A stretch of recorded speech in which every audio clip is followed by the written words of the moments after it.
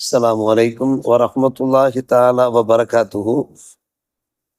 அஊது பில்லாஹி மினஷ் ஷைத்தானிர் ரஜீம். பிஸ்மில்லாஹிர் ரஹ்மானிர் ரஹீம்.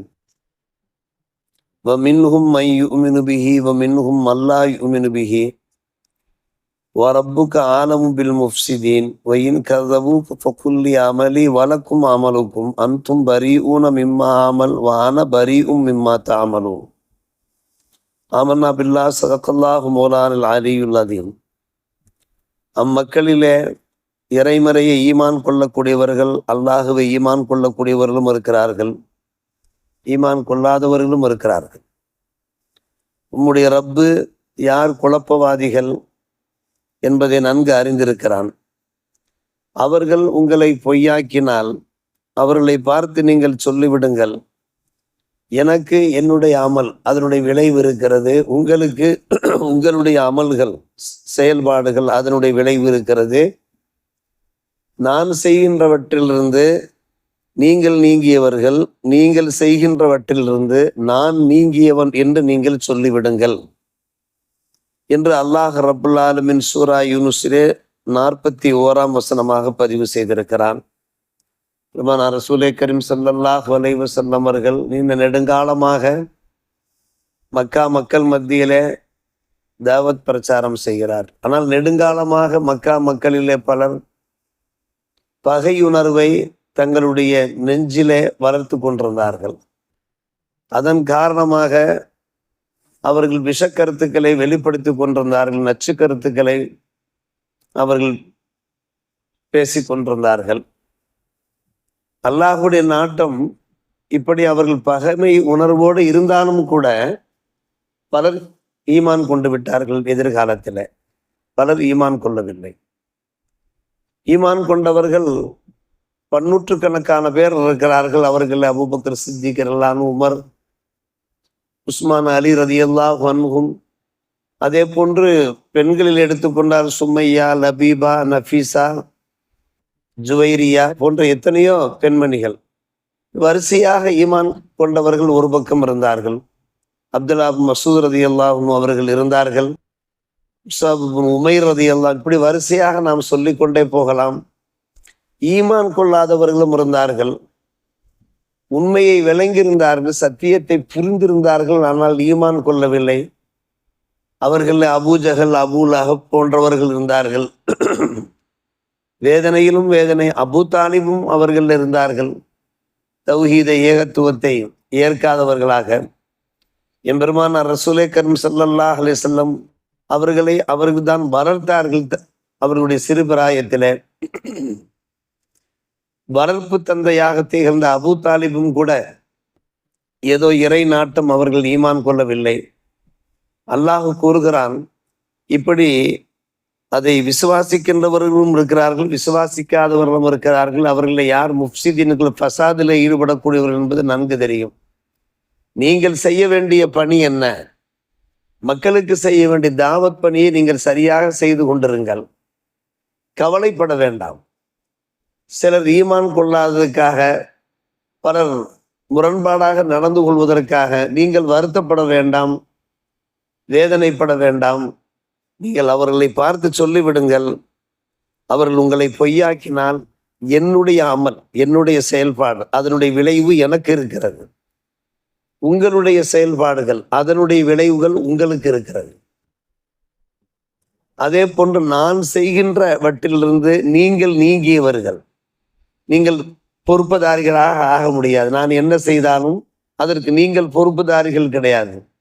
அதே போன்று நீங்கள் செய்கின்றவற்றிலிருந்து நான் நீங்கியவன். நீங்கள் ஷிர்கிலே, குஃப்ரிலே, பாவச் செயல்களில் ஈடுபடுகிறீர்களா, அதற்கு நான் பொறுப்புதாரி கிடையாது என்று சொல்லிவிட்டு விடை கொடுத்து அனுப்பிவிடுங்கள் என்கிறான் வல்ல அல்லாஹ்.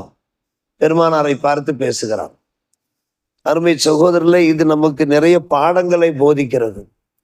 ஒரு விஷயம், தவறுகள் நடக்கிற போது, குற்றங்கள் நடக்கிற போது அதை நாம் கண்டிக்காமல் இருக்க முடியாது, பார்த்தும் பாராது இருக்க முடியாது, வாழாது இருக்க முடியாது. நம்மால் இயன்ற அளவுக்கு அதை திருத்துவதற்கு முயற்சிக்க வேண்டும். தட்டி கேட்க முடியுமானால் தட்டி கேட்க வேண்டும், சுட்டி காட்ட முடியுமானால் சுட்டி காட்ட வேண்டும். நாம் அமைதியாக இருந்து விடவும் கூடாது. நம்முடைய பிள்ளைகள் தவறுகள் செய்தாலும், அண்டை அயலார் தோழாதவர்களாக, சீட்டாடுபவர்களாக, போதைப் பொருள்களை உபயோகிப்பவர்களாக, வட்டி கொடுக்கல் வாங்கல்ல ஈடுபடக்கூடியவர்களாக இப்படியெல்லாம் இருந்தார்கள் என்றால் நம்முடைய மார்க்கத்தை நம்மால் இயன்ற அளவுக்கு எடுத்து சொல்ல வேண்டும். இதனுடைய விளைவுகளை அவர்களுக்கு போதிக்க வேண்டும். காரணம், பெருமானார் ரசூலே கரீம் ஸல்லல்லாஹு அலைஹி வஸல்லம் அவர்கள் நமக்கு உணர்த்தி விட்டார்கள், உங்களிலே ஒருவர் ஏதாவது பாவத்தை பார்த்தால் இயன்ற மட்டும் அதை அவர் திருத்தட்டும் என்கிறார்கள். ஒன்று நாவினால் அல்லது கையினால் அல்லது மனசாலாவது வெறுக்கட்டும் என்று பெருமானார் ரசூலே கரீம் ஸல்லல்லாஹு அலைஹி வஸல்லம் பேசியிருக்கிறார். இது மிகப்பெரிய நன்மையான ஒரு விஷயம். எனவே நாம் ஒரு தாவத் பணி, நம்மால் இயன்ற அளவுக்கு ஒரு தாவத் பணி, பள்ளிவாசலுக்கு வருகிறோம் போகிறோம், தொழாமல் 4 பேர் உட்கார்ந்து கொண்டு மொபைலை பார்த்து கொண்டிருக்கிறார்கள். ரம்ஜான் டு ரம்ஜான் மட்டும் தொழுகைக்கு வருகிறார்கள். ஒரு 10 நிமிஷம், ஒரு 1/4 மணி நேரம் அல்லாஹ்வுடைய அழைப்பல்லவா வருகிறது. அல்லாஹ்வுடைய அழைப்புக்கு நீங்கள் தருகிற ஒரு மரியாதையாகுது. பள்ளிவாசலுக்கு தொலை வந்தால் என்ன, இப்படி ரோட்டில் முச்சந்திகளையும் 4 ரோட்டிலையும் நீங்கள் கூடிக்கொண்டு பேசி கொண்டிருக்கிறீர்களே, இறைவனுடைய அழைப்புக்கு மரியாதை செய்ய வேண்டாமா? தொழுதால் அது எவ்வளவு பெரிய பரக்கத்து இருக்கிறது, குடும்பத்தில் ஒரு மறுமலர்ச்சி ஏற்படுமே என்று நம்மால் இயன்ற அளவுக்கு நாம் சொல்லாமல் இருக்கவே கூடாது.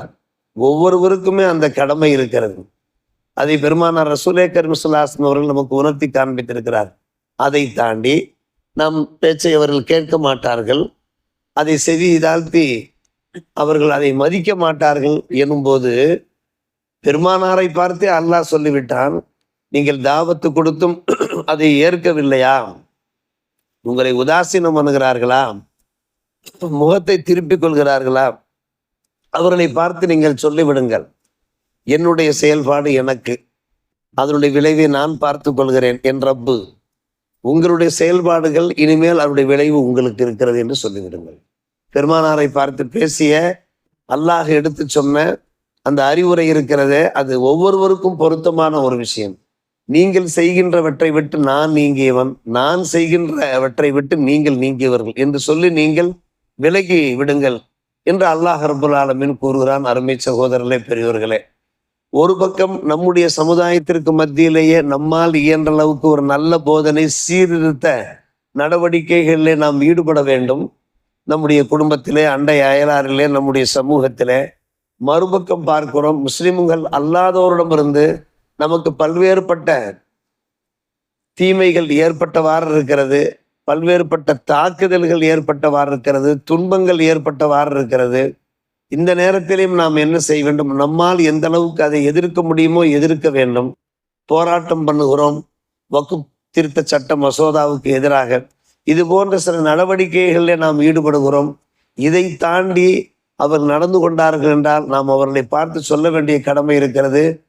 எங்களுடைய செயல்பாட்டுடைய விளைவு எங்களுக்கு, உங்களுடைய செயல்பாடுடைய விளைவு இருக்கிறது, அது உங்களுக்கு இருக்கிறது. அதனுடைய விளைவுகளை நீங்கள் சந்தித்தாக வேண்டும். இந்த வார்த்தையினுடைய கருத்து அதுதான். ஃபக்குல்லி அமலி வலக்கும் அமலுக்கும். அற்புதமான ஒரு வார்த்தை. என்னுடைய அமலின் செயல்பாட்டின் விளைவு எனக்கு, உங்களுடைய செயல்பாட்டு அமலுடைய விளைவு உங்களுக்கு என்று நீங்கள் சொல்லிவிடுங்கள். அதற்கு பின்ன என்ன நடக்கிறது என்பதை பாருங்கள். அல்லாஹ் தொடர்ந்து கூறுகிறான், வரப்புக்கு ஆலம்பில் முஃப்சிதீன். இவர்களில் குழப்பவாதிகள் யார், விஷமிகள் யார், கலகக்காரர்கள் யார், கலவரக்காரர்கள் யார் என்பதை ரப்பு நன்கு அறிந்திருக்கிறான், நான் பார்த்து கொள்கிறேன் என்று அல்லாஹ் சொல்லுகிறானே. இது பெருமானார் ரசூலே கரீம் ஸல்லல்லாஹு அலைஹி வஸல்லம் பார்த்து சொன்ன இந்த வாசகங்கள் இருக்கிறதே, சமூகத்திலே ஒவ்வொருவருக்கும் பொருத்தமான ஒரு விஷயம். நம்மால் இயன்ற அளவுக்கு மக்களை நாம் சீர்திருத்துவோம், நம்முடைய அந்த கடமைகளை செய்வோம். அதை தாண்டி மக்கள் மனம் போன போக்கில் நடந்து கொண்டார்கள் என்றால் அவர்களுடைய செயல்பாடுகளுடைய விளைவு அவர்களுக்கு அல்லாஹுதான் அவர்களுக்கு ஹிதாயத்து செய்ய வேண்டும் என்கிற துவா செய்வோம். வல்ல அல்லாஹ் ரப்புல் ஆலமீன் நல்லோர்கள் கூட்டத்திலே நம் எல்லோரையும் சேர்த்துக் கொள்வானாக. வாஹிர் தாவானா அல்ஹம்துலில்லாஹி ரப்பில் ஆலமீன்.